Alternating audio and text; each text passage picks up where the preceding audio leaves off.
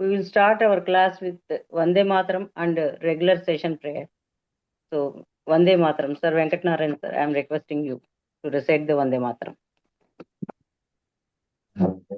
वन्दे मातरम् वन्दे मातरम् सुजलां सुफलां मलयज शीतलां सस्यश्यामलां मातरम् वन्दे मातरम् शुभ्रज्योत्स्ना पुलकितयामिनीं फुल्लकुसुमिता द्रुमदलशोभिनीं सुहासिनीं सुमधुरभाषिणीं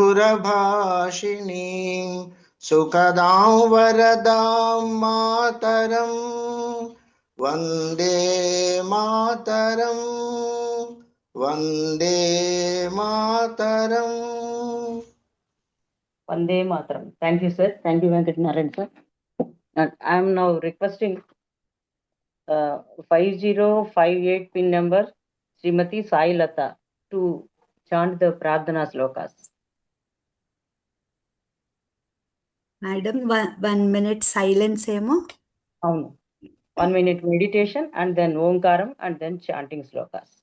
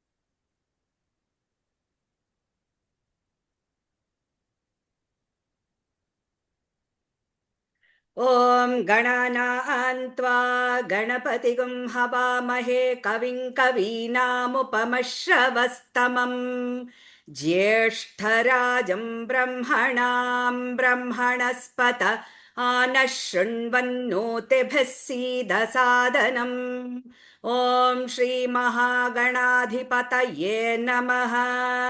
ॐ प्रणो देवी सरस्वती वाजेभिर्वाजिनीवती धेनामवित्र्यवतु।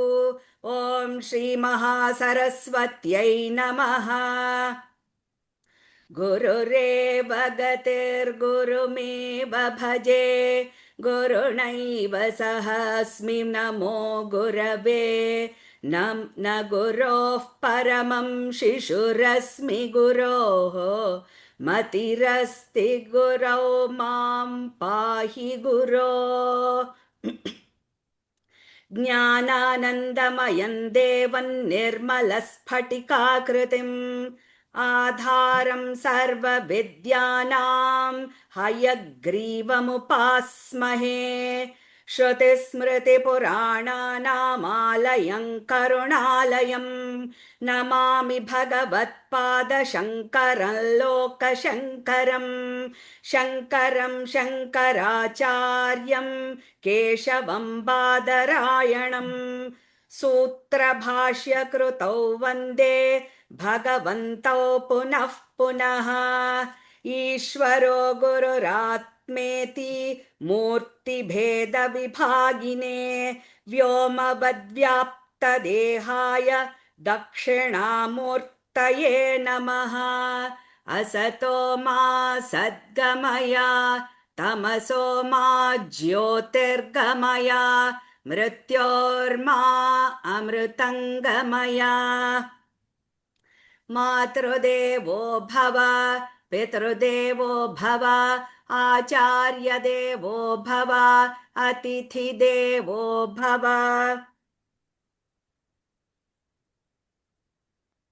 ॐ सहनाववतु सहनौ भुनक्तु सह वीर्यङ्करवावहै तेजस्विनावधीतमस्तु मा विद्विषावहै ॐ शान्तिः शान्तिः शान्तिः हरिः ॐ श्रीगुरुभ्यो नमः हरिः ॐ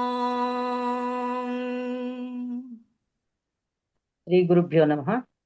ధన్యవాదములు సాయి లత గారు for the good prarthana slokas. And then today we are having a great resource person, Dr. CSR Prabhu garu. He is giving about the origin of the knowledge, origin of the Indian knowledge. What is Indian knowledge? We are learning from CSR Prabhu garu today.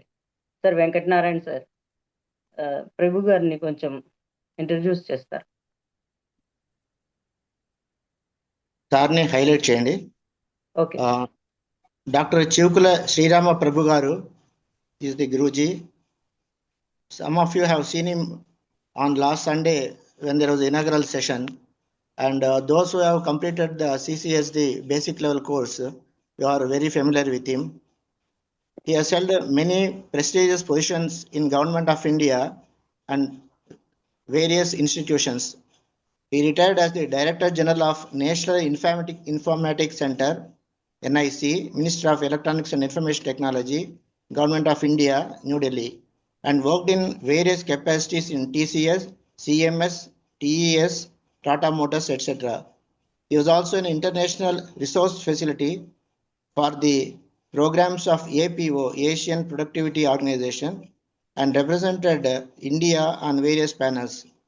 He obtained his master's degree in electrical engineering with specialization in computer sciences from IIT Bombay. After graduation in electronics and communication engineering from JNTU Hyderabad. He is the academic director of this course and chairman of Vishwa Yoga Vidyapith. This is the general introduction. From my side, I want to add that he is a Jnani, Yogi, and then he will teach us how to obtain Jivan Mukti. Thank you, sir. Welcome to this session on behalf of all the participants here, and I request you to take over. Thank you. Om Namo Brahmadibhyo Brahma Vidya Sampradaya Kartrubhyo Vamsarishibhyo Mahabhyo Namo Gurubhya. Well, friends, today we are meeting for a very important. Please mute all the mics. Venkat Narayan garu, please mute all the mics except mine. Are you muting all mics? Yes, sir. I have muted all. Thank you. Yeah. Today we are starting the study of Indian knowledge systems. Now you may get a doubt, what is this Indian knowledge system? Is there anything called Indian knowledge system? Or is there a Indian knowledge system and Pakistani knowledge system and Sri Lanka knowledge system and American knowledge system and German knowledge system? Is it like that? So that question will arise.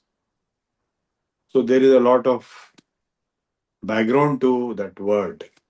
In Sanskrit or Hindi or Telugu, it is known as Bharatiya Jnana Parampara. The knowledge flow, knowledge system coming from the original, ancient, most original time period. So it is more appropriately to be defined as original knowledge system, OKS. When we say IKS, we mean OKS. How is it? We'll look into it. So this book, the notes which we have already shared, I will be covering the first chapter in the next 3 sessions today and 2 more sessions. The first chapter is IKS Origins and Evolution. So this chapter offers a profound exploration of Indian knowledge system, tracing the origin, evolution, and enduring relevance in contemporary education and research. So contemporary education and research is what we are going through right now in the schools, colleges, universities, institutes of higher education. Don't put any messages, please, because I will not be able to concentrate if you put messages, please. So the contemporary knowledge system is what we are right now going through in schools, colleges, universities, and institutes of higher education, or even institutes of national eminence like IITs, BITS, or IISc, and IIITs, and so on. So this is contemporary knowledge system. So on the other hand, what is the original knowledge system, which was there long back, which we call with the name IKS. Actually, it is OKS. And what is its relevance today? It's not that, you clap your hands saying that something was there long back and forget about it. Rooted in India's ancient civilizational wisdom. So India has very ancient civilizational wisdom. The Indian civilization, Bharatiya Samskruti or Vedika Samskruti, is the most ancient in the world, which will be more than 1 lakh years old. Krita, Treta, Dwapara yugas, so many yugas have passed. So this original knowledge system, which is the most ancient and comprises huge amount of civilizational wisdom, a civilization of about 1 lakh years, a holistic and interdisciplinary approach to knowledge. Today, knowledge is divided into reductionist approach.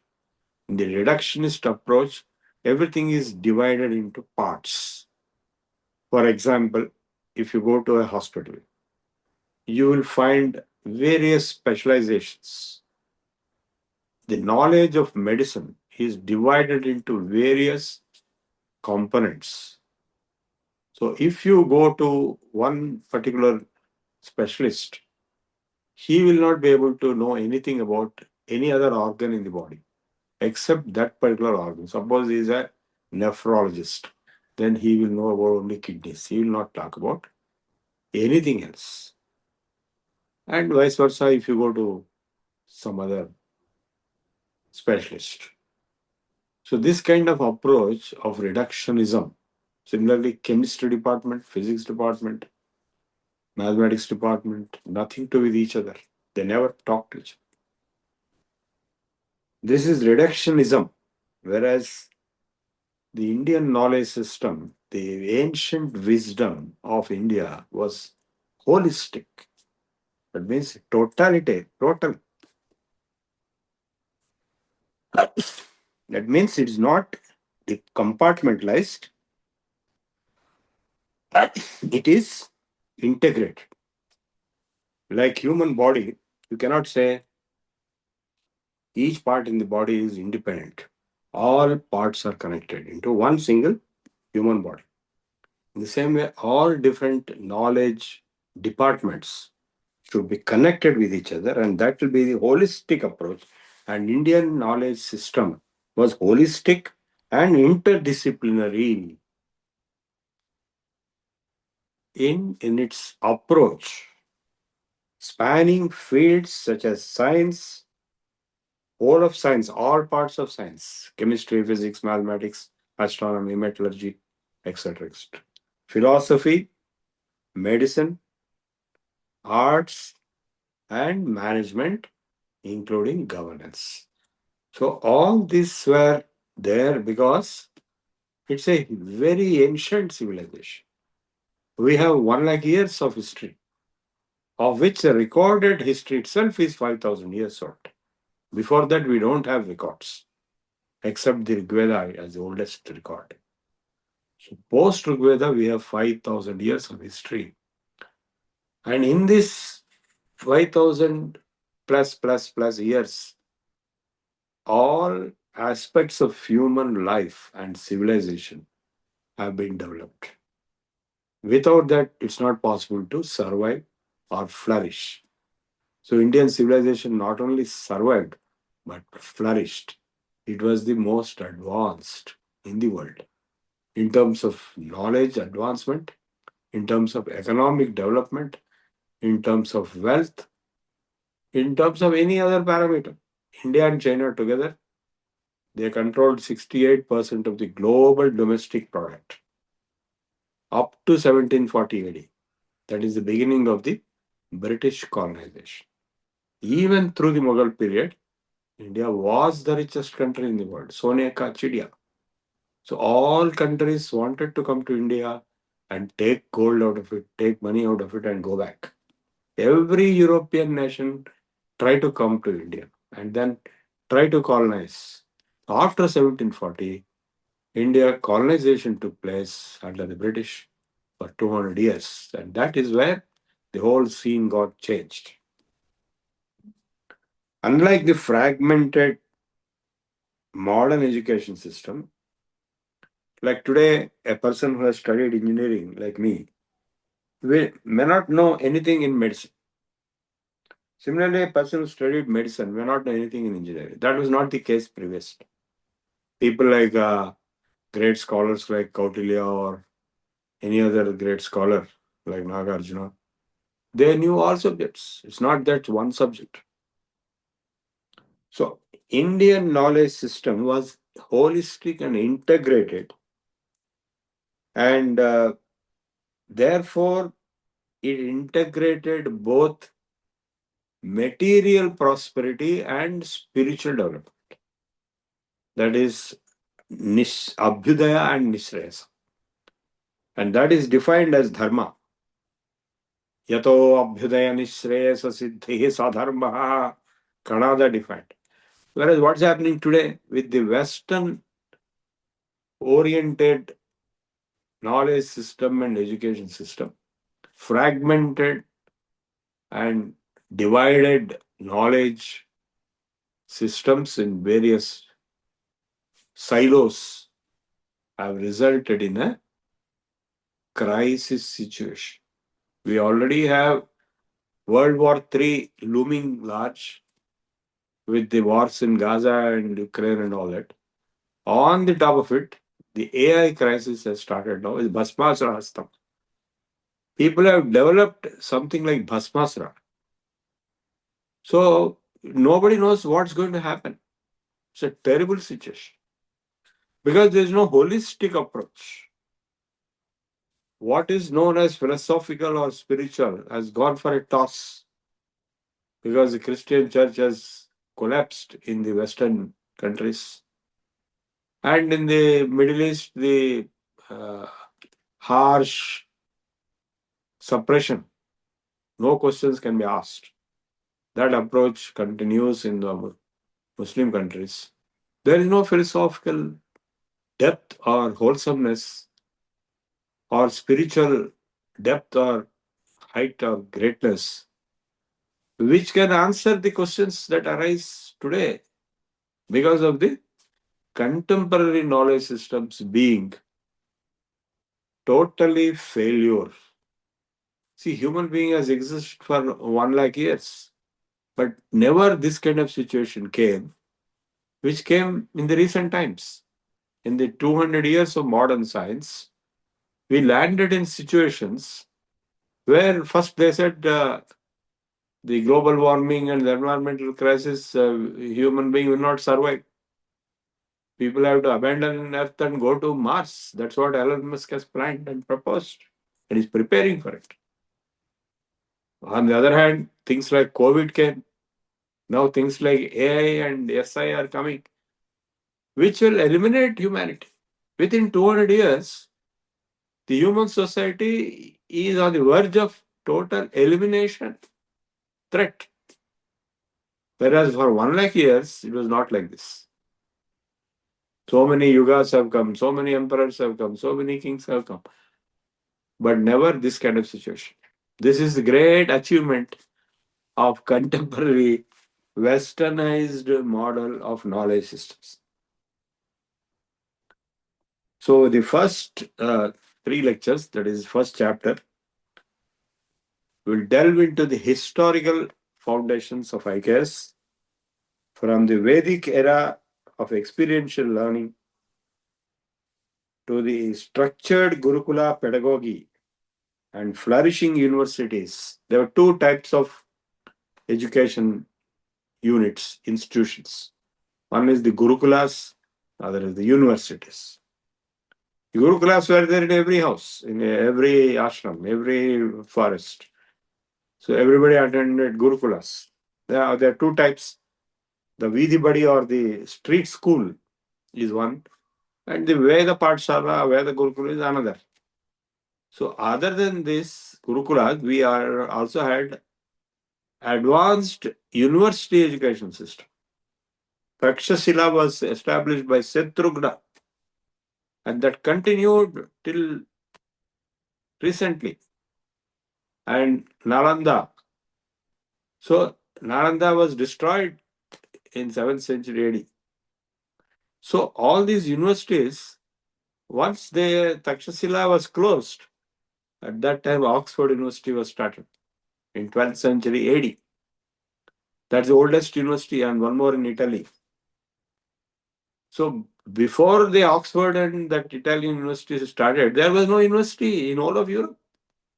But we had Takshashila right from Ramayana period. Shatrugna started.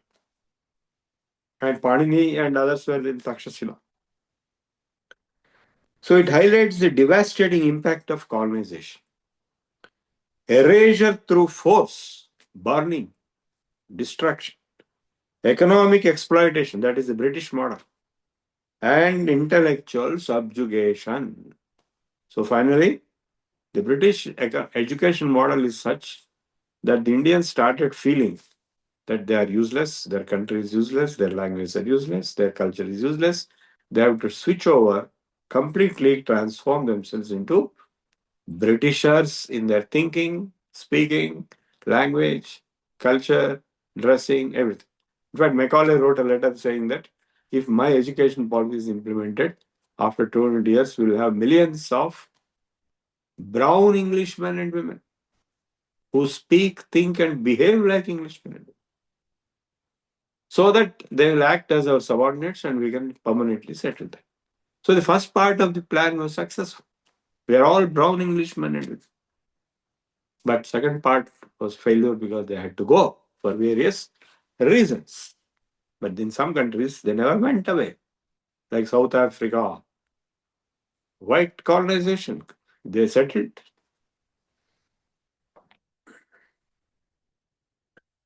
So the British impact of civilizational change, mutation, domination, to convert the whole of India into a slave country and to create a class of clerks who will act as interpreters between the British rulers and the native subjects of India. The education system was developed. And the highest was ICS in that, Indian Civil Service. Now, this is a tremendous assault on the nationhood identity of India. So a lot of people try to oppose this. And the most successful moves or movements came from yoga and then Ayurveda and later other traditional sciences. People like Vivekananda and Vedanta and Dayanand Saraswati or Varanasi, or they try to re-establish the original Indian culture, Indian knowledge system. So it could not be erased. There are many countries where the original civilizational wisdom is erased completely, permanently. In Egypt, Egyptian civilization is the oldest, greatest civilization, but today nothing is there except tourist spots. Iran, the whole country, the Zoroastrian Persian Empire, 2500 BC, most powerful. Today they are all converted into Islam as early as 7th, 9th century AD. They have no identity of their own. The Islam is Arabic identity. And similarly, Christian conversion was Roman identity imposed on the countries which were conquered. So the colonization was associated with conversion. So both Islam and Christianity have been established as colonizational models. The Roman Empire and the Arabic Empire.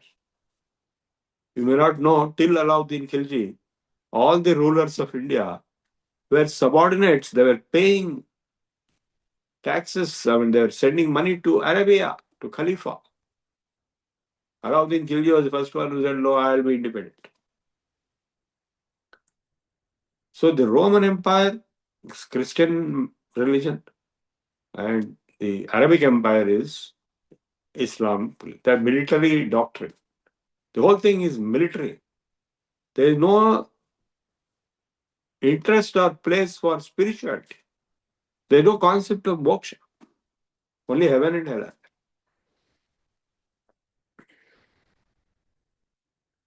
Whereas in the Indian knowledge system, in the ancient Indian wisdom, we had two parts. The Aparavidya and Paravidya. Aparavidya is for materialistic activities and Paravidya is for moksha, liberation. Just now, Venkatnarayan introduced me that I am here to give you moksha.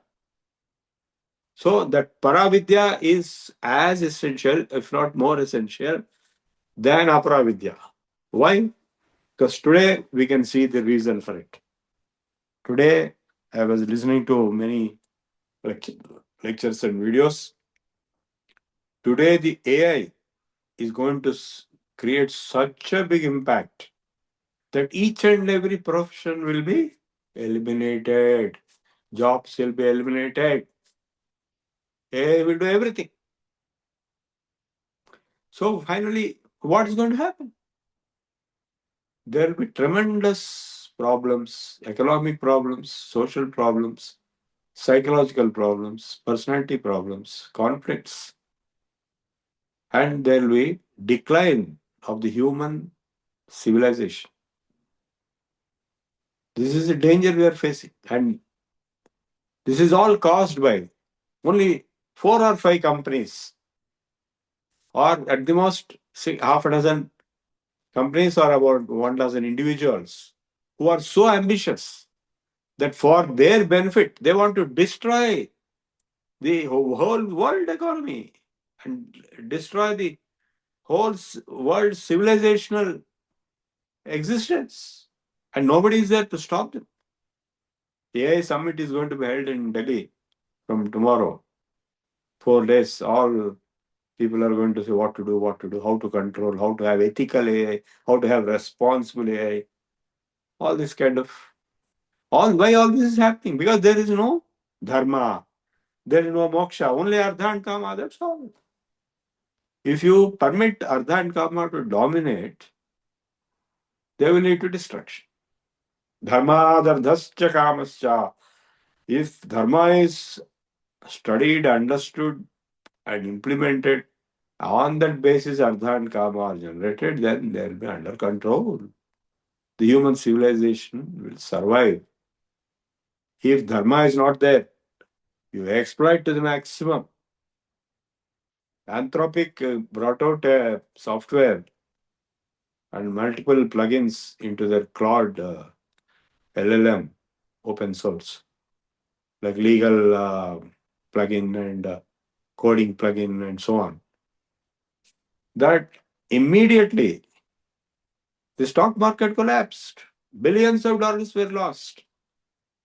Some 20 lakh people have been thrown out even before it came into practice. That is the kind of impact. So now some people are asking for a ban of Anthropic company itself. How long you will ban and how many companies will you ban? Because the human brain is not having the concept of dharma, that we should protect the interests of larger sections of the society. We should survive. Sarve bhavantu sukhinah. Nothing is there. It's all greed-driven technology domination. So that is all the more reason why we need Indian knowledge system, Indian civilizational wisdom, Paravidya today, in addition to the Aparavidya which we already have in the contemporary knowledge system. So the unique feature of Indian knowledge system is Paravidya, higher knowledge of the self, the oneness of total existence. That is what we call God or Ishvara or Paramatma. And the Aparavidya, applied knowledge of the world, along with the Chaturdasha Vidya Sthanas, Vedas, Vedangas, like that, Puranas, and so on, and Chatushashti Kalas, 64 arts.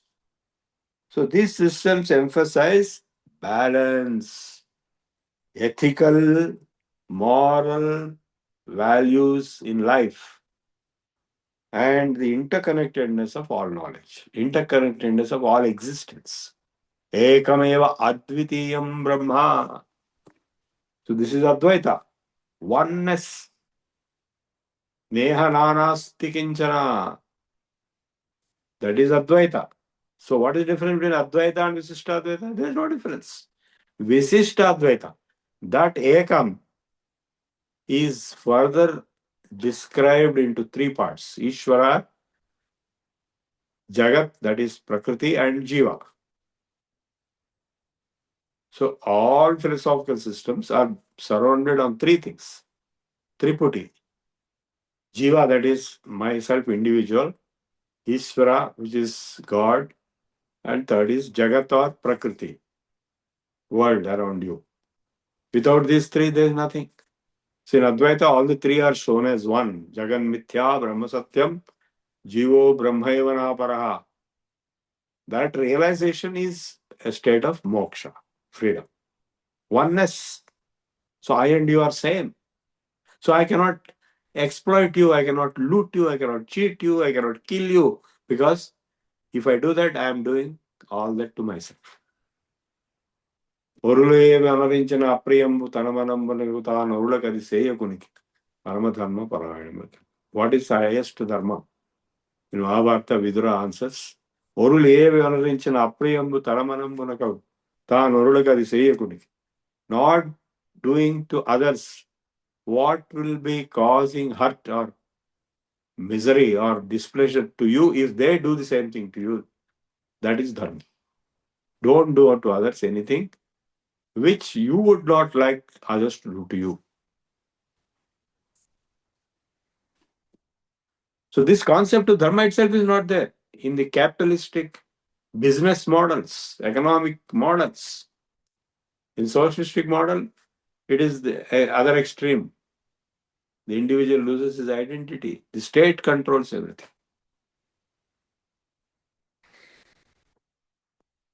So these systems of Indian knowledge emphasize balance, ethical and moral, sustainable life living, and interconnectedness of all existence and all knowledge.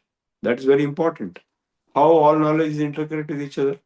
If you say, I don't know why your one part of the body is having a problem, I know only this part. Like, Paramananda Sishla Katha. The Guruji is lying down and disciples are pressing his legs. So two disciples, one side, one right leg, and other is on the left leg.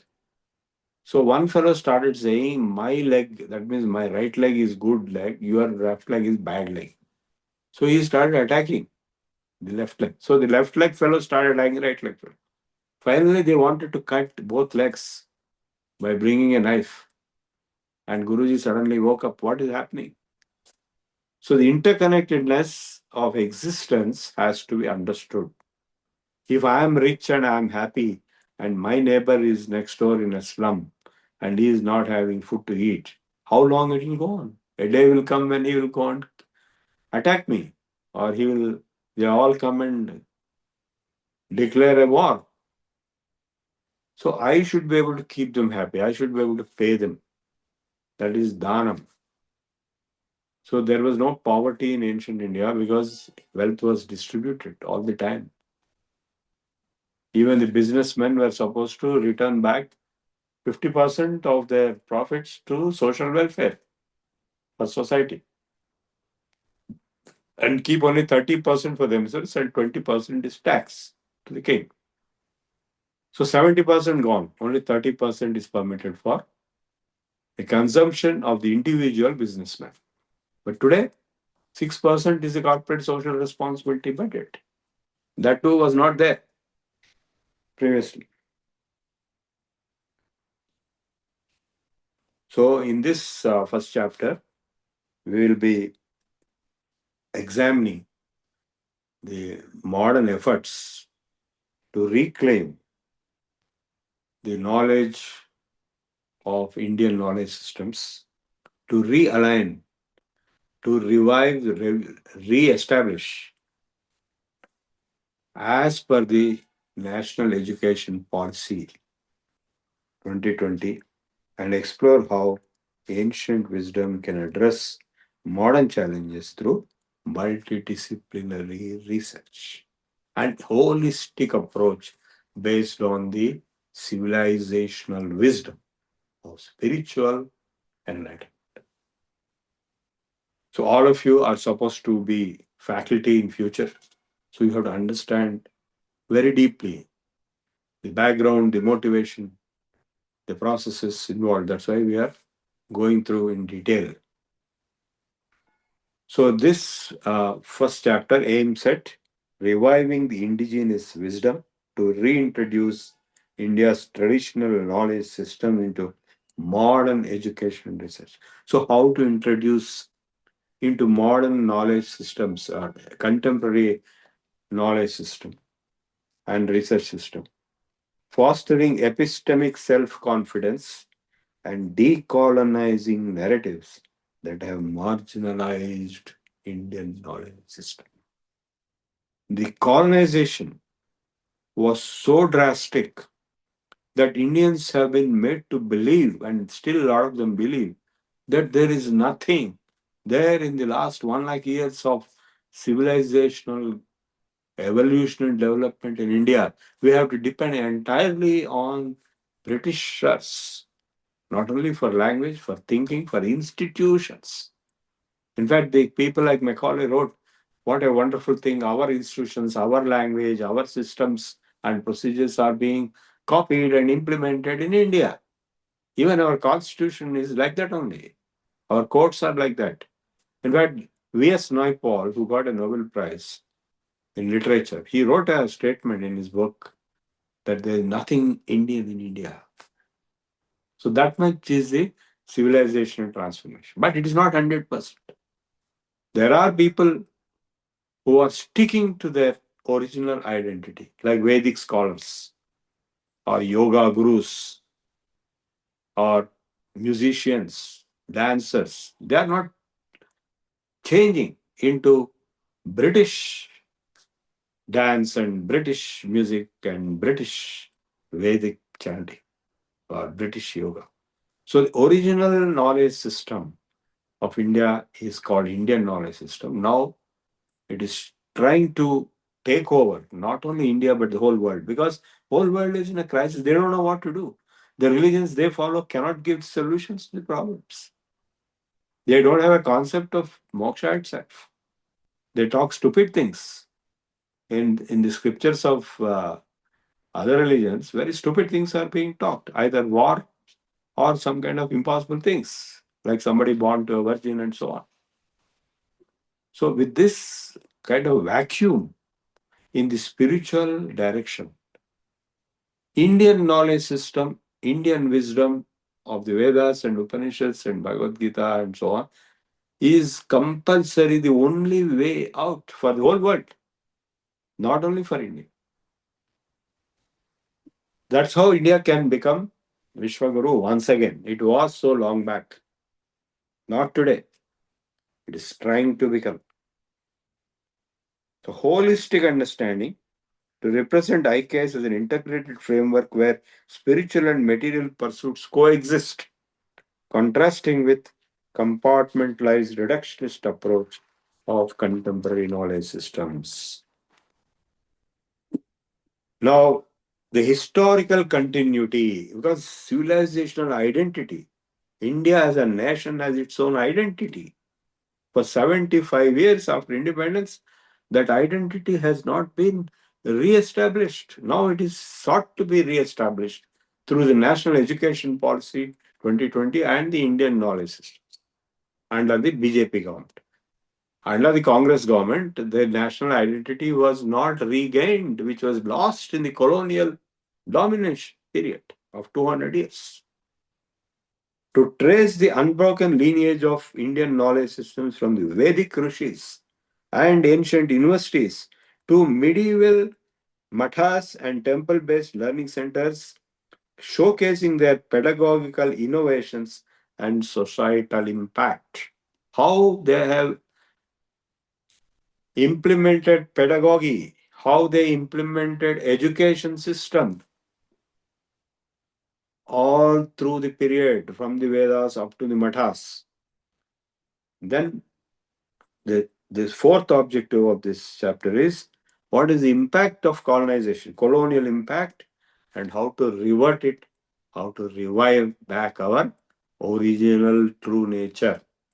To analyze the systematic destruction of Indian knowledge systems under the colonial rule and highlight post-independence efforts, such as I myself did the first effort in way back in 89-90.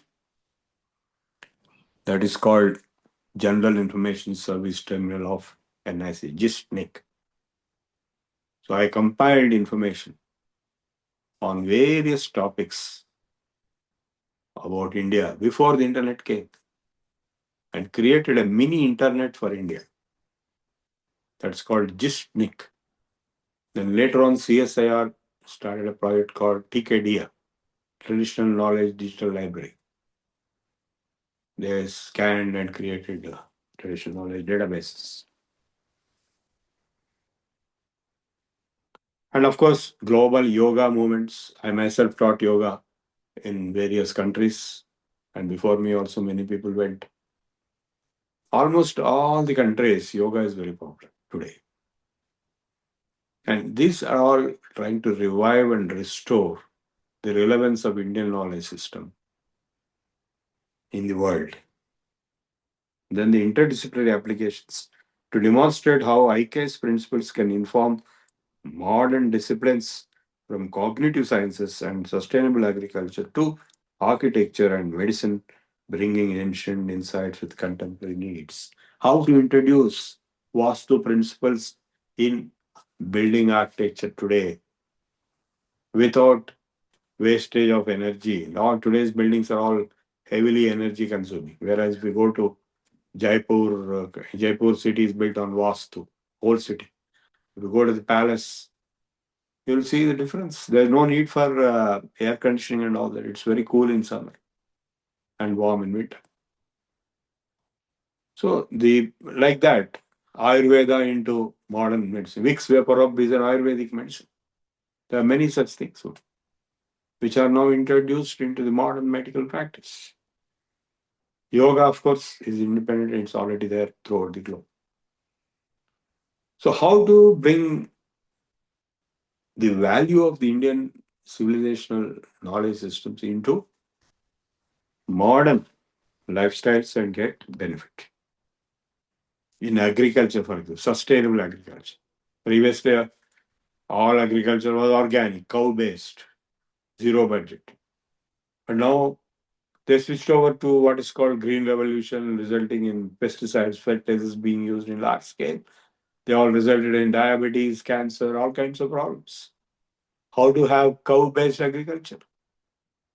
And how to be free from such diseases? Because cow-based agriculture will have maximum benefits in terms of magnesium, zinc, and other minerals, and without using pesticides and fertilizers, you can get good health. And also, if you use the desi rice breeds like Navara, Bahurupi, and so on, they are more healthy. Their glycemic index is very high, comparable to even millets, if not better, rather than regular white rice like Sona Masuri and so on. Cultural reconnection. So, what do we achieve finally? We achieve we are trying to achieve cultural reconnection of our younger generation to inspire our students and their teachers, educators, and their administrators, policymakers to engage with Indian knowledge systems, not as a relic of past. Go to Sarajang Museum, you'll find all relics of the past. Not that way, but live into our life as a living tradition capable of enriching global knowledge paradigms, not only Indian knowledge paradigm, global knowledge. Through this exploration, this chapter invites readers to appreciate IKS as a timeless guide for harmonious living, better living, that balances innovation with tradition. We are not against innovation or modernization or technological development, but we have to integrate balance the modern development and innovations with the traditional wisdom and knowledge. That will result in growth, sustainable growth of the individual as well as the society, sustainable economic development, and collective well-being, inclusive development, inclusive sustainable development.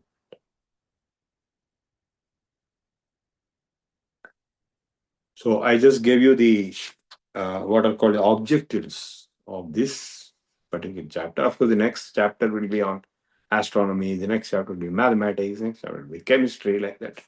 The whole book will be covered in this course, the short course.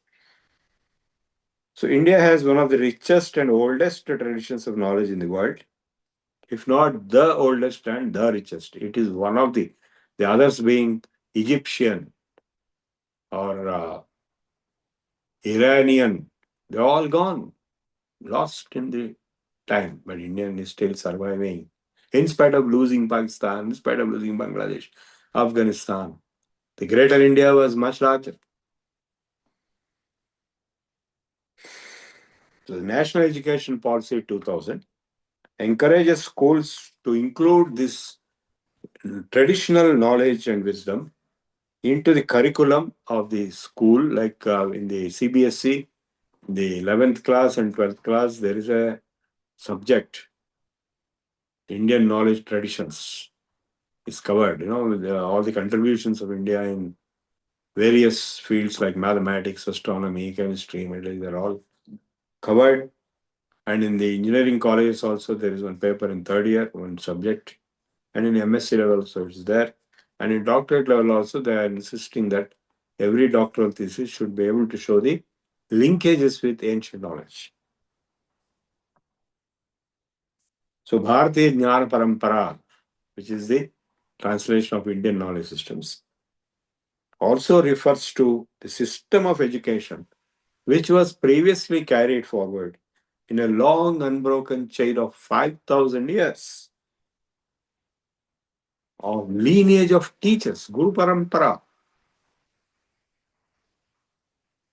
with a Guru Sishya tradition. It's all gone now. There is no Guru Sishya tradition. We are in this effort of the National Education Policy 2000, an effort is being made to revive. So IKS includes both formal and informal knowledge. So knowledge is of two types, explicit knowledge or formal knowledge, and implicit knowledge or informal knowledge. Explicit knowledge is recorded knowledge.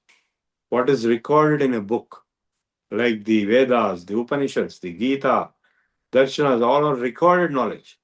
But there are a lot of things which are not recorded. They are traditions, they are protocols, they are habits, customs. which are practiced daily. There is no record of it. When you see an elderly person, you bend forward and touch the feet. Take this, what is called pada dhuli, and keep on your head. This was the culture. That is not recorded anywhere, but that is understood. Respecting elders, respecting gurus, respecting fathers, grandfathers, respecting females. In the military, they respect females. They stand up. Any military officer will just stand up. Any female comes to him. So all these protocols, which are informal knowledge, which has been passed and which is now being lost, has to be revived. Otherwise, our future generations will become non-Indian. Already they have become. They'll become totally non-Indian. So IKS covers a wide range of subjects, scientific subjects like mathematics and astronomy and so on, and humanities subjects like philosophy, history, and applied science like medicine, healthcare, and applied science like agriculture, architecture, engineering, sculpture, and linguistics, language areas like language, literature, and epics, art forms like music, dance, and sports, native sports like kabaddi and so on, native food, native clothing, and native festivals, and native stories, customs, protocols, traditions, rituals, and lore.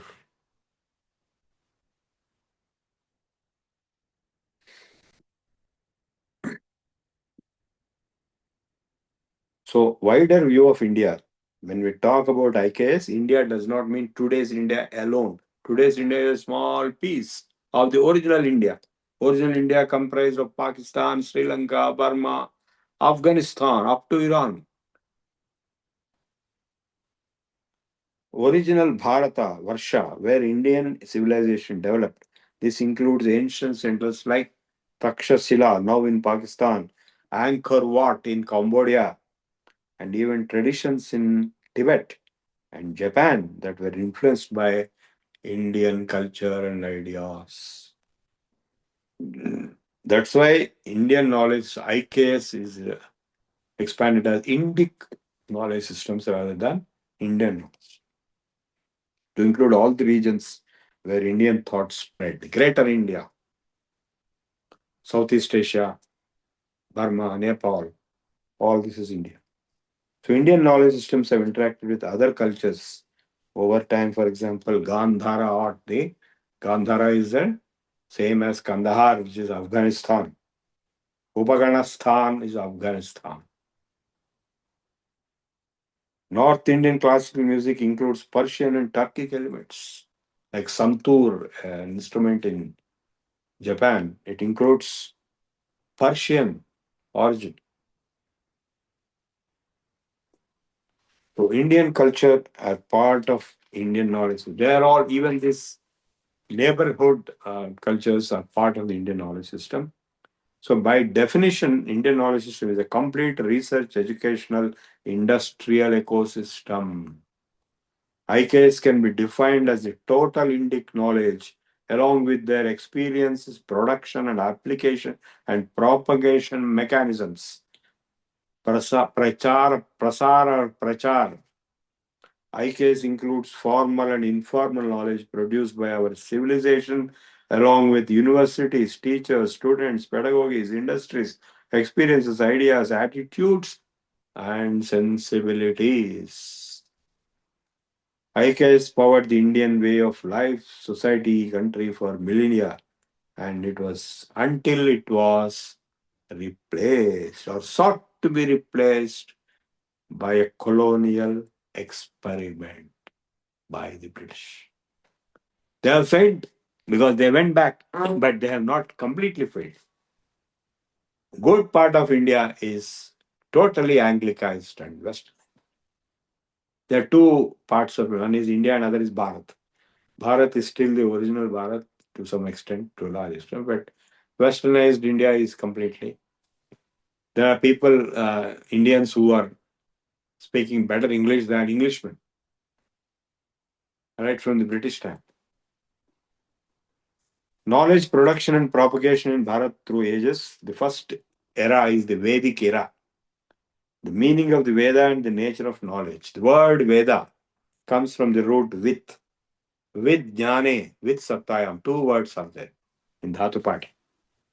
With jnane, that means with means knowledge, knowing of something or knowledge of something. That is one meaning. And other meaning is satta, vidyate. So that means something which exists.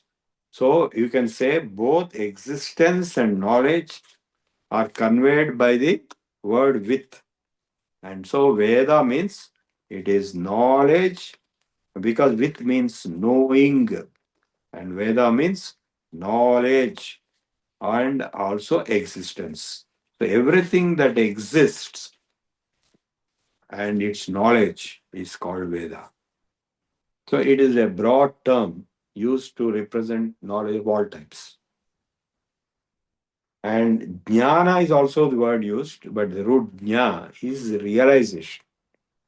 This shows that the foundation of Vedas is based on personal experience and inner realization. In fact, without your own discovery and realization, your knowledge will be incomplete, if not fake. The word for education in Sanskrit is siksha. So that is defined as vidya upadane, siksha vidya upadane. Means the act of passing on knowledge, delivering of knowledge, transmission, broadcasting of knowledge. Learning in the Vedic tradition was not just about memorizing facts, mugging up. It was about reaching higher state of understanding and joy, jnana and ananda.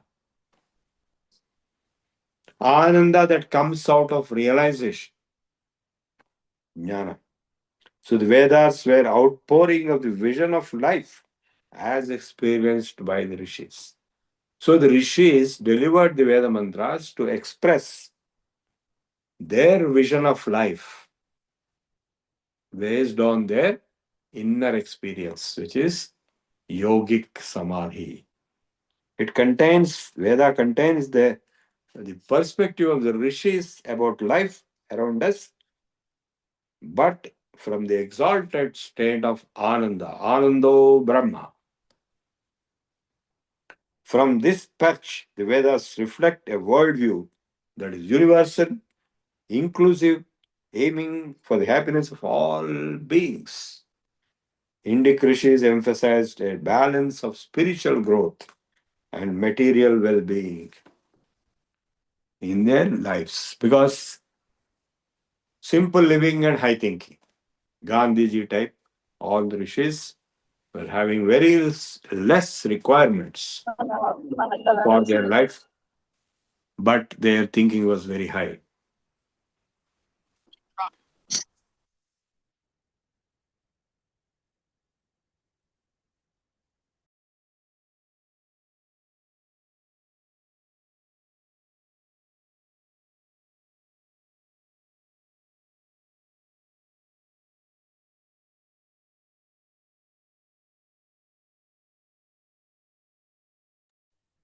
Sir, voice, no audio, sir.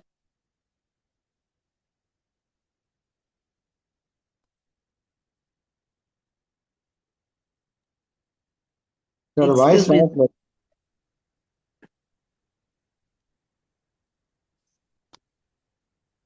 clear.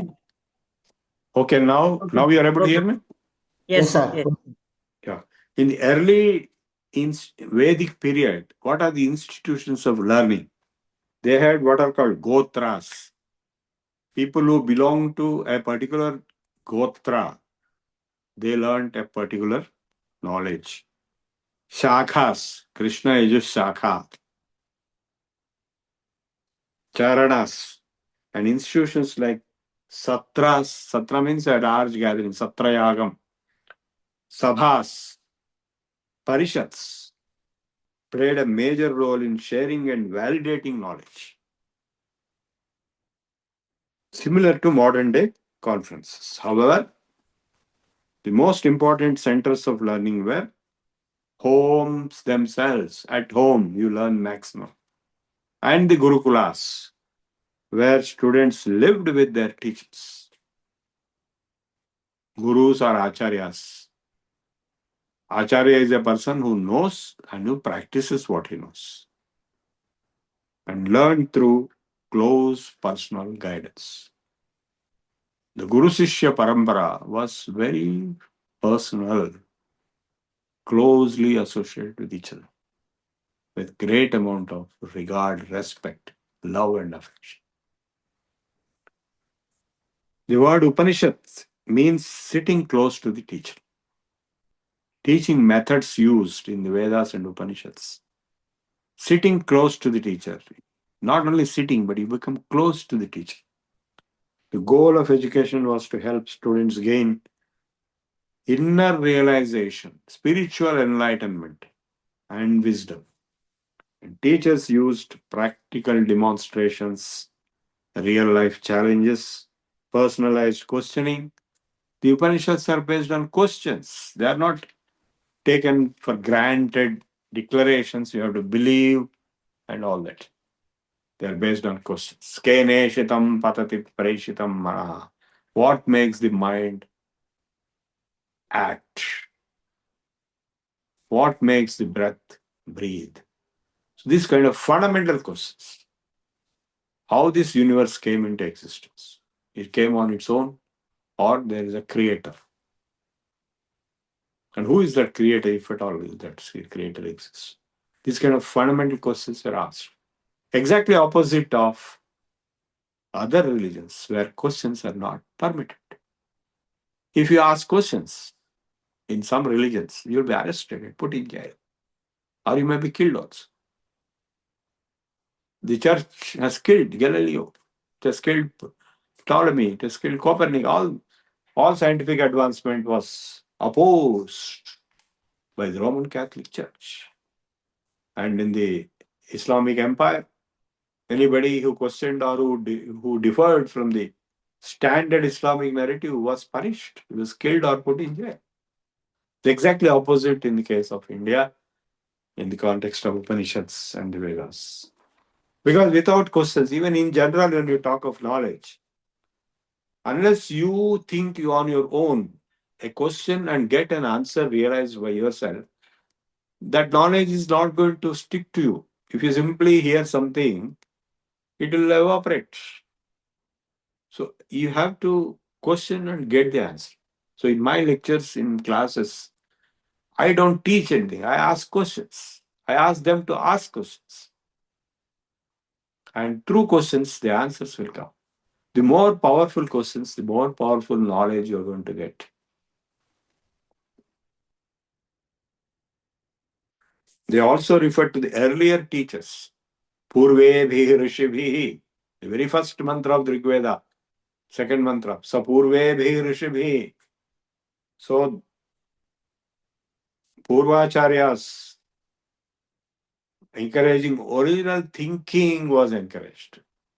Like in IITs also, the original thinking is required. If you don't have the capability to think, then you cannot produce anything substantially new. Stories from Upanishads, such as the characters of Swetaketu, Nachiketa, Satyakama, Jabara, are well known, and how these methods are used. And we normally think these are all stories. They are not fiction. I went to the house of Uddalaka in the Kathopanishad. The house is in Brahmavarta area, Rewari, near Rewari, between Haryana and Rajasthan. I went to the house of Bhrigu. Of course, they're all historical spots. Today, they are all having tourist interest. The growth of original education system originated from Vedic Sanghas, Parishads, Charakas, and Mathas. There were places where scholars meet to discuss and share knowledge, shape language and philosophy. Rigveda mentions such gathering, and Upanishads describe scholarly debates like in Brihadaranyaka Upanishad, in Janaka's court, Yajnavalkya, and Janaka and Gargi and Maitri discussions. That came the Sutra age. What is the time? How much time we have still? 10 minutes more, sir. Okay. So the Sutra age comprised of sutras being formed like Yoga Sutras, Brahma Sutras. Great scholars like Panini, Ashtadhyayi Sutra Patha was a professor at Takshashila. Nagarjuna was a professor at Nagarjuna Konda University. Ancient Indian universities, Takshashila, Nalanda, Vikramshila, Vallabhi, Kashi, Kanchi, Ujjain. So many higher learning centers were there. And Takshashila flourished in the first millennium of BCE. That means 1000 BCE onwards. One of the oldest, and it was there even before that, from Shatrughna time. And most respect, Nalanda and Vikramshila thrived in Magadha region, Bihar. Vallabhi was a major center in Saurashtra, Gujarat. Kashi in Uttar Pradesh, it remains till today as the most vibrant hub of traditional learning. And Mysore also became a center of yoga, and so Kanchi is still there right from the beginning. Then we had the temple-based system, apart from the university-based, like life at Takshashila. It had a group of individual departments or schools, each containing 500 students. And the gurus were highly respected. And even the king's sons were sent there. Even Krishna had attended Sandipani Ashrama in Ujjain.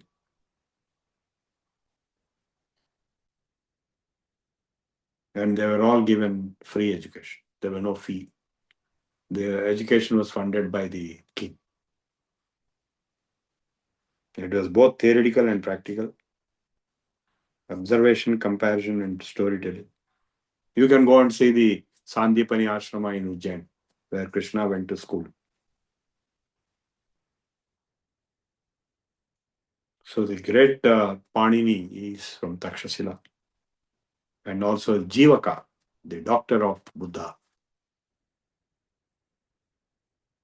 So only Kashi and Kanchi and Ujjain are still continuing, and all other things have gone. Nalanda was burnt, Takshashila is closed. So this is where I will stop today and leave the forum open for any doubts or clarifications. And we'll start tomorrow next week on the temple-based education centers. Okay, I have finished. I leave the rest for any questions.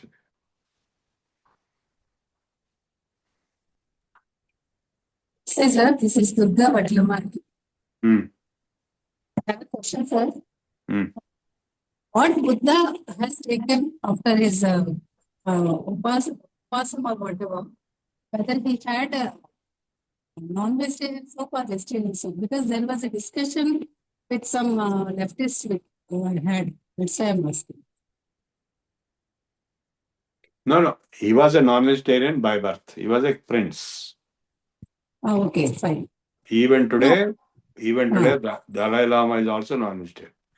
Buddhists, Yes, they're all non-vegetarians, though they profess ahimsa. that's right. Whereas Jains are strict vegetarians. Yes, sir. Any other question? But do they preach vegetarianism or non-vegetarianism? No, they cannot, because those countries, they don't have vegetarian food. Okay, sir. Thank you so much. Yeah. Any other person, any question? Okay, and if anybody has any questions, please raise your hand and you will be given a. నమస్తే Yes. Sir ప్రభు గారు Yes. నమస్తే Yes. Hour సనాతన ధర్మ అంటే తెలుగులో మనము చెప్పాలి కదా సో ఎవ్రీథింగ్ ఇట్స్ అంటే మీరు ఇంగ్లీష్ లో చెప్తున్నారు కదా దాని వెనుక అంతరార్థం No. Telugu is understood only by Telugu speaking people. We are talking to the whole world audience, right? We have North Indians, Bengalis who can't understand Telugu. Okay thank you Any other question? Any question in the chat box? No. ఒక question అండి. No, so far. Yeah. నేను అడగచ్చా? అడగండి. నమస్కారం గురుగారు. ఇది ఒక observation, not a question, but you can take if it implies any questions in the process. ఇప్పుడు if you go back to Buddhism and especially Siddhartha was అంటే సిద్ధార్థ టైంలో తక్షశిల ఉండింది as a university. Yeah. At the time, it was a norm for all the kings and the princes Yeah. to get educated, and it was of a great repute. Yeah. But Siddhartha's father did not allow him to go to Takshasila, Hmm. and we have Buddhism today. Hmm. I'm saying, do you see there is a link between the two? No, You know, there is like- no link. There is no link. The reason why his father did not allow to go not only to Takshashila, he did not allow him to go outside the house. That's true. That's So, true. Not allow him to go. because he thought he will become a monk.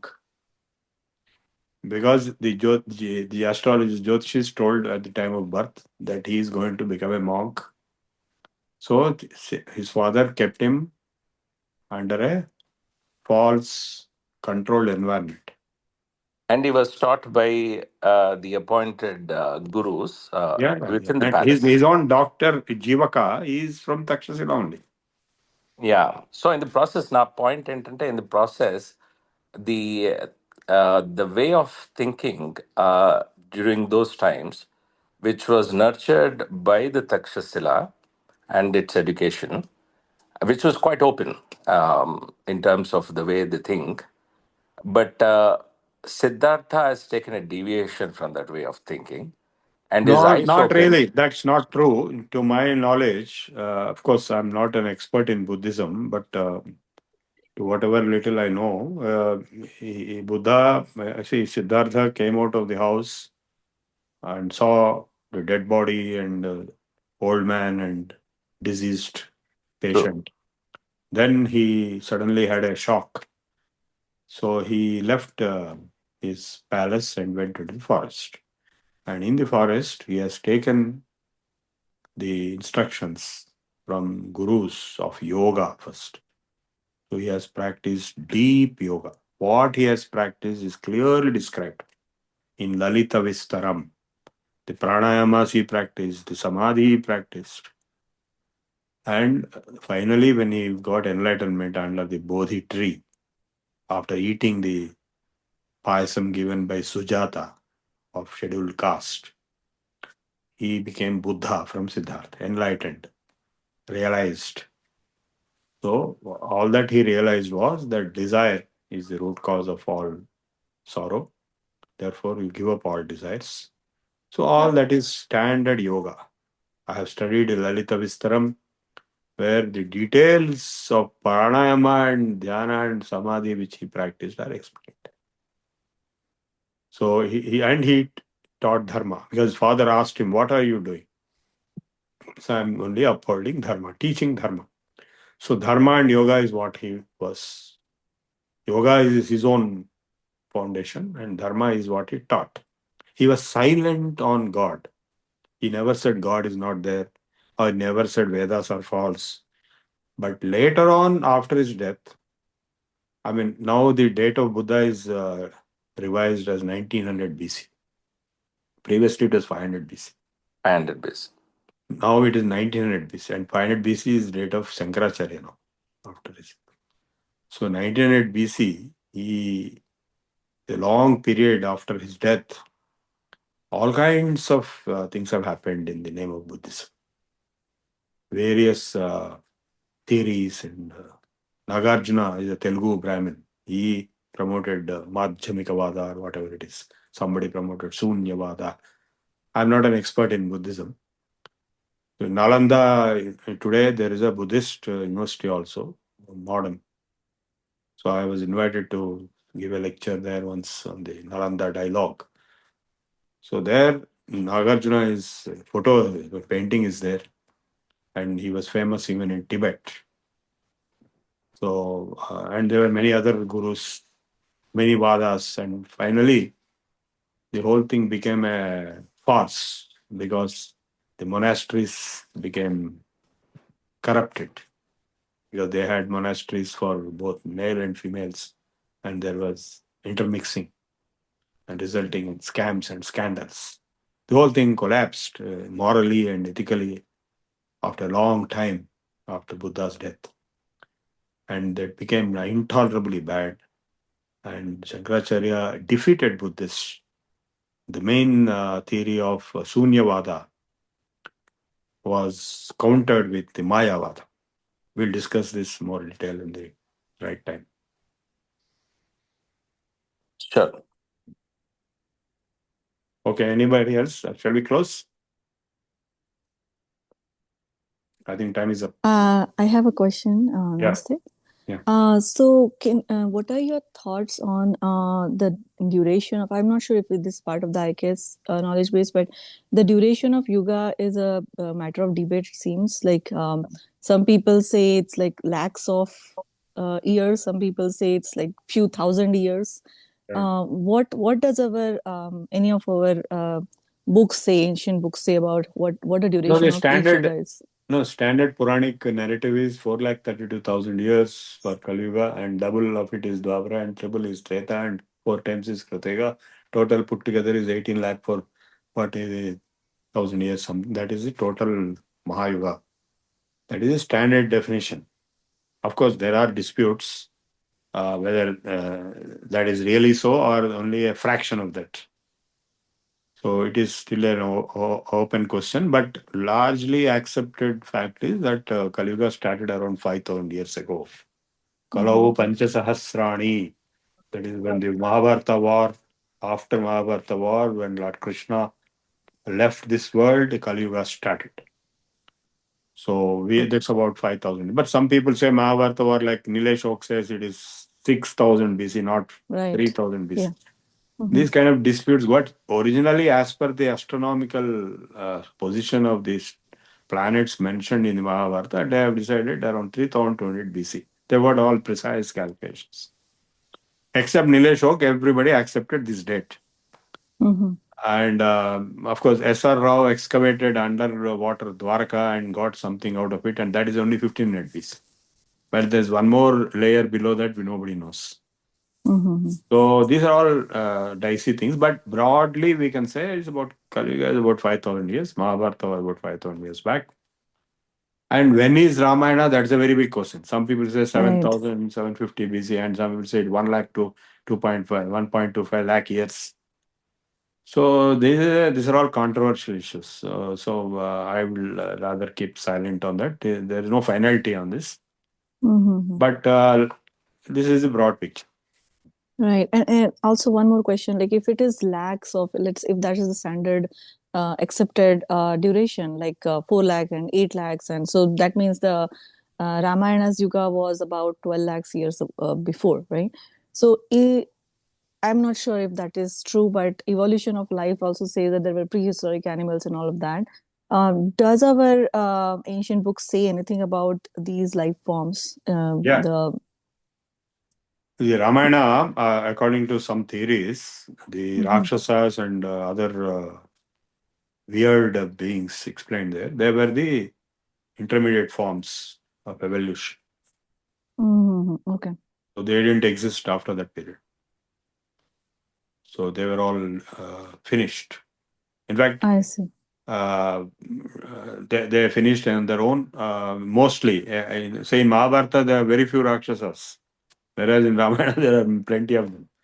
And so even in the war, Ramayana war, it is said that all the Rakshasas who died were killed. I mean, after death, they were not revived back, whereas the Vanaras were revived back.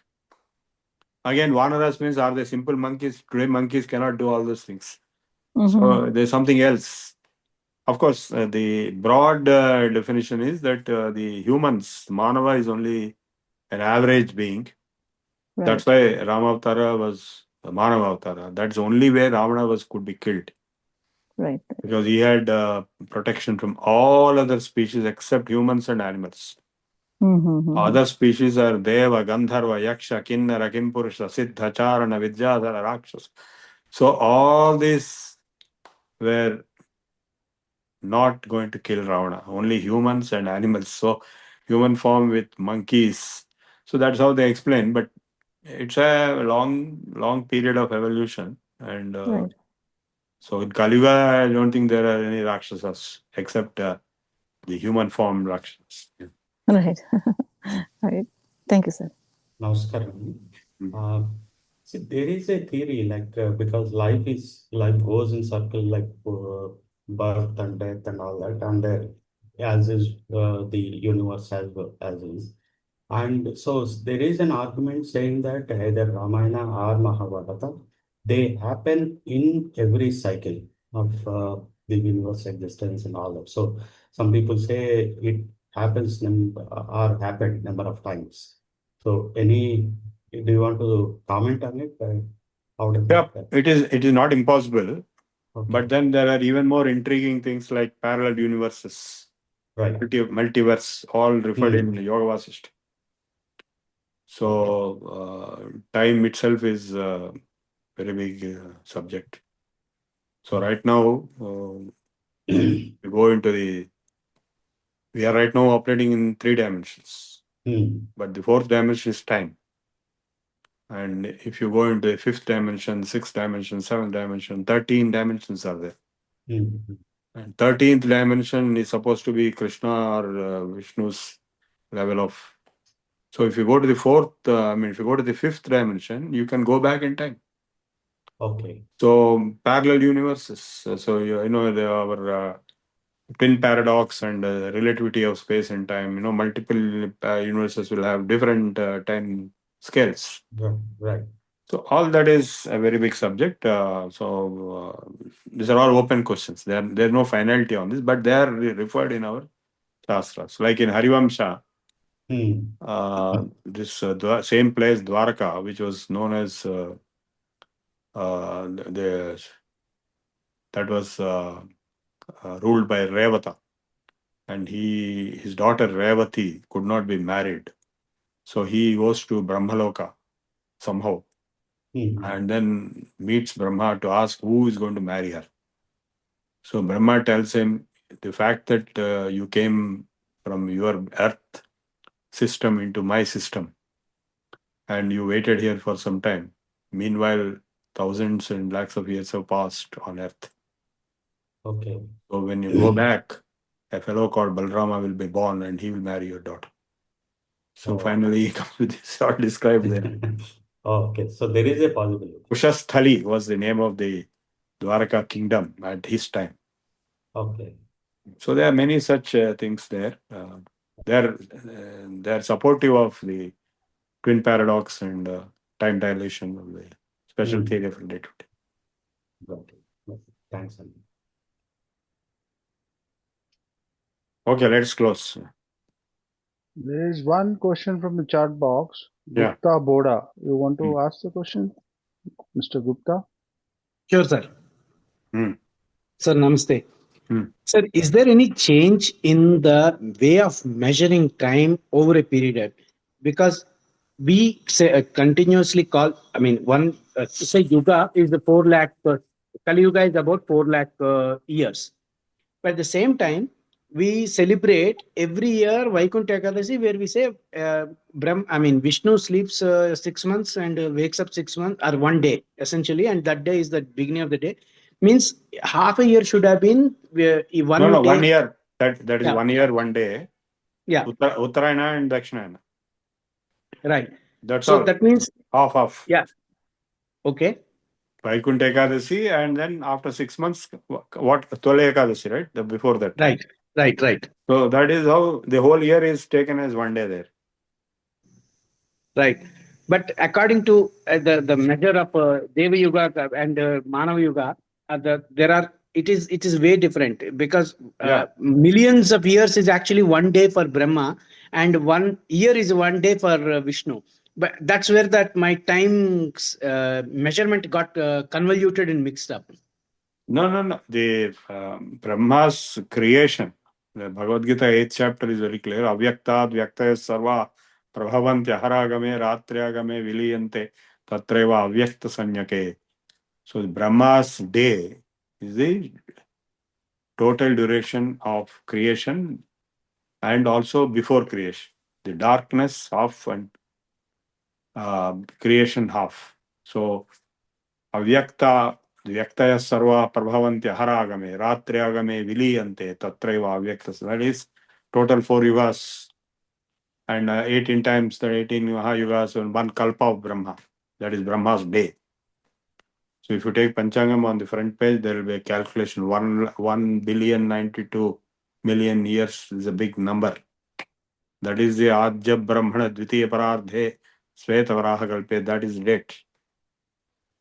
So these are all under astronomy. You can ask in the next session after my topic introduction is over. We have an astrologer who will talk about all these things. Thank you very much, sir, for your vast introduction about the origin of the IKS. Yeah. It is a OKS, exactly. Yeah. Thank you very much, sir. Yeah. With your permission, we will go to ending session of the Prarthana. Yeah, go ahead. Yeah. 5058, Sai Lata madam, please chant the Prarthana. Yes, ma'am. स्वस्ति प्रजाभ्यः परिपालयन्ताम् न्यायेन मार्गेण महीं महिषाः गोब्राह्मणेभ्यः शुभमस्तु नित्यम् लोकाः समस्ताः सुखिनो भवन्तु काले वर्षतु पर्जन्यः पृथिवी सस्यशालिनी देशोऽयं क्षोभरहितो ब्राह्मणाः सन्तु निर्भयाः अपुत्राः पुत्रिणः सन्तु पौत्रिणः अधनाः सधनाः सन्तु जीवन्तु शरदां शतम् सत्यं वद धर्मं चर स्वाध्यायान्मा प्रमदः सर्वे भवन्तु सुखिनः सर्वे सन्तु निरामयाः सर्वे भद्राणि पश्यन्तु मा कश्चित् दुःखभाग् भवेत् ॐ शान्तिः शान्तिः शान्तिः ॐ पूर्णमदः पूर्णमिदं पूर्णात् पूर्णमुदच्यते पूर्णस्य पूर्णमादाय पूर्णमेवावशिष्यते ॐ शान्तिः शान्तिः शान्तिः सर्वे जनाः सुखिनो भवन्तु स्वस्ति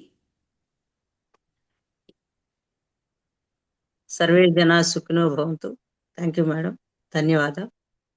And then I'm requesting Mr. Venkat Narayan sir to do the national anthem. Yeah.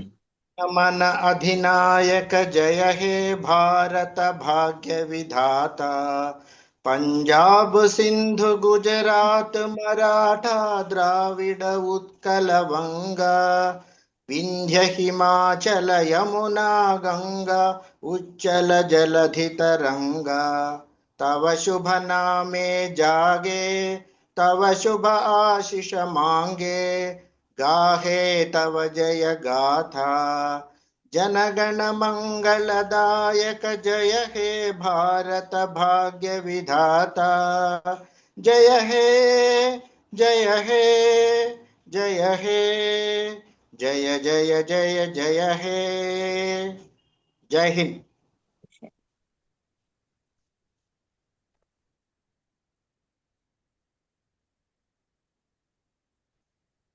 A small note, on account of Mahashivratri, tomorrow is a holiday and we will meet on the next class on 21st February. Thank you very much. Thank you everyone. We will stop the recording. Thank you. सर्वेभ्यः thank you. धन्यवादः.